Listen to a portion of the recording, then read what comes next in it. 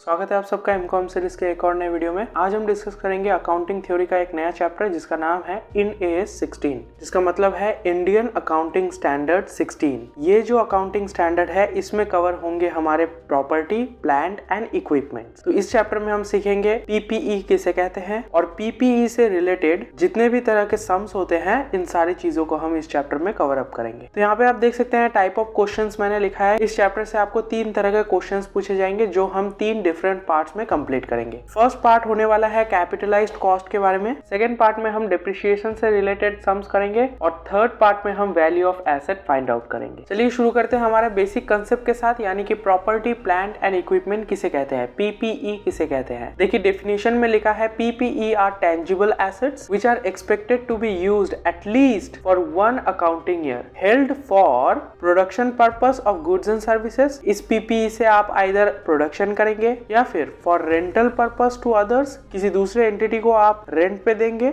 या फिर for administrative purpose. तो इस डेफिनेशन का मतलब ये हुआ कि कोई भी प्रॉपर्टी, प्लांट एंड इक्विपमेंट आपके ऑर्गेनाइजेशन में है, कम से कम आप उसको 1 साल के लिए यूज कर रहे हैं। और उसे यूज कहाँ कर रहे हैं आप, इन तीनों पॉइंट्स में से किसी भी एक पॉइंट पे यूज कर रहे हैं या फिर तीनों पॉइंट्स में भी आप यूज कर सकते हैं साइमल्टेनियसली, तभी आपका PPE जो है इंड AS 16 के अंडर कवर होगा। फॉर एग्जाम्पल यहाँ पे देखिए मशीनरी, लैंड एंड बिल्डिंग्स या फर्नीचर। चलिए अब समझते हैं ये जो PPE है इसका कॉस्ट कैसे हम डिसाइड करेंगे। तो यहाँ पे देखिए आपको पर्टिकुलर्स और अमाउंट का सेक्शन बनाना है। सबसे पहले आपको परचेज प्राइस ले लेना है, आपने जो एसेट खरीदा है यानी कि जो PPE आपने परचेज किया है उसका परचेज प्राइस ले लेना है और उससे लेस कर देना है किसी भी तरह का, अगर आपको ट्रेड डिस्काउंट मिला है तो। जो डिस्काउंट हमें मिलता है वो हमारा कॉस्ट का पार्ट नहीं होता है तो उसे हम लेस कर देंगे। उसके बाद एक अमाउंट निकल करके आएगा, उसके साथ हम ऐड करेंगे डायरेक्टली एट्रीब्यूटेबल चार्जेस। यहाँ पे देखिए स्टार मार्क लगाया हुआ है, ये मैं बताऊंगा कि कौन कौन से पॉइंट्स जो है डायरेक्टली एट्रीब्यूटेबल चार्जेस में आते हैं। और उसके बाद आप ऐड करेंगे present value of estimated dismantle cost. Dismantle cost का मतलब होता है, सपोज कीजिए आपने एक फैक्ट्री बनाया है और इस फैक्ट्री का एज है सपोज कीजिए 30 ईयर्स। 30 ईयर्स बाद क्या होगा, ये फैक्ट्री जो है इसको आपको बंद करना होगा, राइट। तो आप फैक्ट्री तो आप बंद कर देंगे, यहाँ पे आप ताला लगा देंगे, बट इस बिल्डिंग का क्या होगा, इस जमीन का क्या होगा, जहां पे आपने ये फैक्ट्री बनाया है उस जमीन का क्या होगा। तो आपको क्या करना है, इस फैक्ट्री को पूरा डिसमेंटल करना है, यानी कि इस फैक्ट्री को तोड़ करके एकदम रिस्टोर करना है। जब आपने फैक्ट्री बनाया था जैसा वो जगह था, फैक्ट्री को यूटिलाइज करने के बाद उस जगह को वापस से आपको रिस्टोर करना है, राइट। तो इस प्रोसेस को कहते हैं डिसमेंटलिंग एंड रिस्टोरेशन प्रोसेस। तो इस प्रोसेस में कुछ आपको कॉस्ट आएगा जो कि 30 ईयर्स बाद आएगा, क्योंकि आपने जो फैक्ट्री बनाया वो 30 ईयर्स के लिए बनाया। 30 ईयर्स तो आप इसको यूज करेंगे, उसके बाद जाकर के एक कॉस्ट आएगा। तो 30 ईयर्स बाद जो कॉस्ट इनकर करेंगे वो आपका फ्यूचर कॉस्ट होगा, राइट। सपोज कीजिए 30 ईयर्स बाद जो है आपका 3 करोड़ का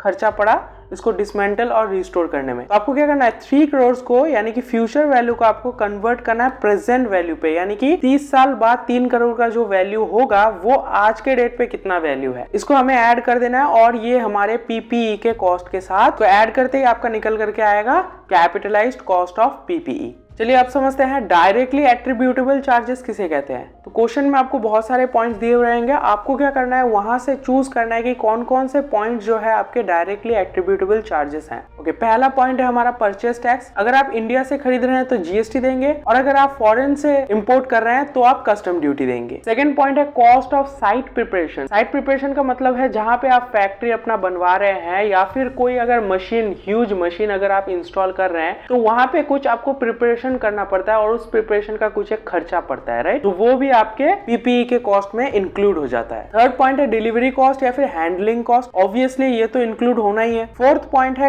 cost directly related to acquisition और कंस्ट्रक्शन। अगर आप फैक्ट्री बना रहे हैं तो कंस्ट्रक्शन में डायरेक्टली जो रिलेटेड है वो कॉस्ट इंक्लूड हो जाएंगे, और अगर आप कोई एसेट को एक्वायर कर रहे हैं तो एक्विजिशन में जो कॉस्ट डायरेक्टली रिलेटेड है वो भी ऐड हो जाएगा आपके PPE के कॉस्ट में। फिफ्थ पॉइंट है इंस्टॉलेशन कॉस्ट, असेंबलिंग कॉस्ट या फिर टेस्टिंग कॉस्ट। ये सारी चीजें आपको पता है। सपोज कीजिए अगर घर में आप AC इंस्टॉल कर रहे हैं तो उसका जो इंस्टॉलेशन कॉस्ट है वो भी आपके AC के कॉस्ट में इंक्लूडेड रहता है, राइट। या फिर सपोज कीजिए आपने एक PC खरीदा है और वो असेंबल्ड PC है तो उसका असेंबलिंग का जो भी कॉस्ट है वो भी PC के कॉस्ट में इंक्लूडेड रहता है। ओके, सिक्स्थ पॉइंट है हमारा प्रोफेशनल फीस या लीगल फीस। तो ये दोनों फीस भी आपके PPE के कॉस्ट में इंक्लूड करना होगा। और सेवेंथ पॉइंट है डायरेक्ट मटेरियल या डायरेक्ट ओवरहेड। यहाँ पे एक चीज ध्यान देना है, PPE के कॉस्ट में जो भी डायरेक्ट मटेरियल होगा, डायरेक्ट लेबर होगा या डायरेक्ट ओवरहेड होगा, ये सारी चीजें ऐड होंगे। Indirect material, indirect labour, indirect overhead add नहीं होंगे। इस चीज का ध्यान रखिएगा क्योंकि क्वेश्चन में जो है बहुत सारे पॉइंट्स ऐसे भी रहेंगे जहां पे कुछ नहीं बोला गया है। चलिए इसी टॉपिक को हम एक प्रैक्टिकल सम के साथ समझते हैं कैसे सॉल्व करना है। देखिए लिखा गया है x limited purchase a land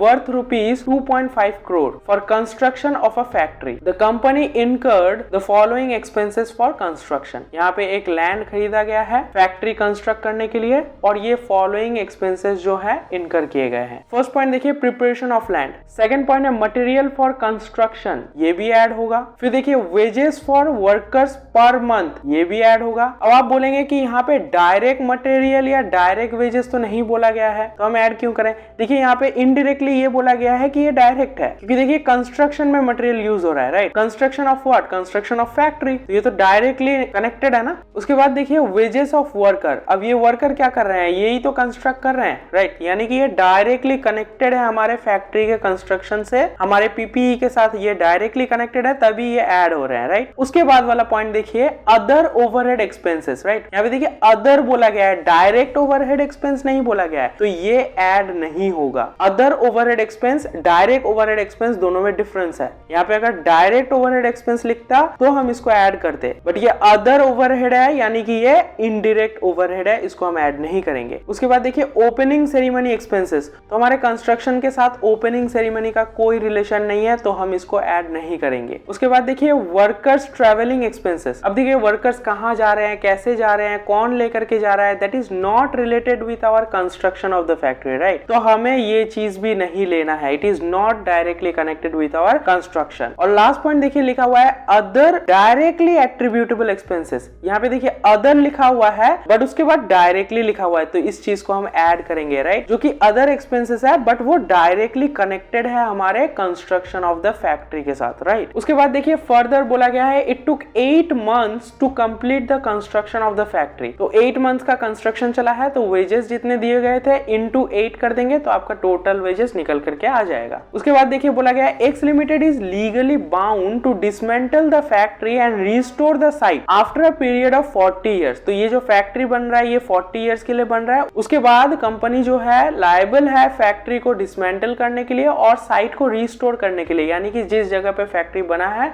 उसको पूरा तोड़कर एकदम पहले जैसा बनाना है उस जगह को। तो ये 40 साल बाद होने वाला है और इसका कॉस्ट कितना है, the estimated dismantling cost will be rupees 2 crore. 2 crore का खर्चा दिया गया है। तो आज के डेट पे ये कितना है देखिए डिस्काउंटिंग फैक्टर से हम निकालेंगे। Discounting factor at the rate 8% for 40 years of time period is 0.046, यानी कि आपको प्रेजेंट वैल्यू अगर निकालना है तो क्या करेंगे आप, future value into discounting factor, यानी कि 2 करोड़ इनटू 0.046, तो आपका डिसमेंटलिंग कॉस्ट का प्रेजेंट वैल्यू निकल करके आ जाएगा। देखिए उसके बाद बोला है you are required to compute the capitalised cost of the factory. चलिए अब सॉल्यूशन पोर्शन में आते हैं तो हमें क्या लिखना है, computation of capitalised cost of the factory as per Ind AS 16 that is PP, right. Particulars और अमाउंट का सेक्शन बना लेना है। सबसे पहले शुरू करना है परचेज प्राइस के साथ। एसेट क्या है हमारा, लैंड है और लैंड पे हम क्या करेंगे, फैक्ट्री बनाएंगे। तो ये हमारा टोटल पीपी हुआ, यानी कि लैंड एंड बिल्डिंग। तो लैंड हमने खरीदा था 2.5 करोड़ का, तो ये हमने लिख दिया और उसके साथ बिल्डिंग का कॉस्ट हम ऐड करेंगे। प्रिपरेशन ऑफ द लैंड 5,50,000 और उसके साथ ऐड करेंगे हमारा जो मटेरियल लगा कंस्ट्रक्शन के लिए 15,60,000 और उसके साथ हम ऐड करेंगे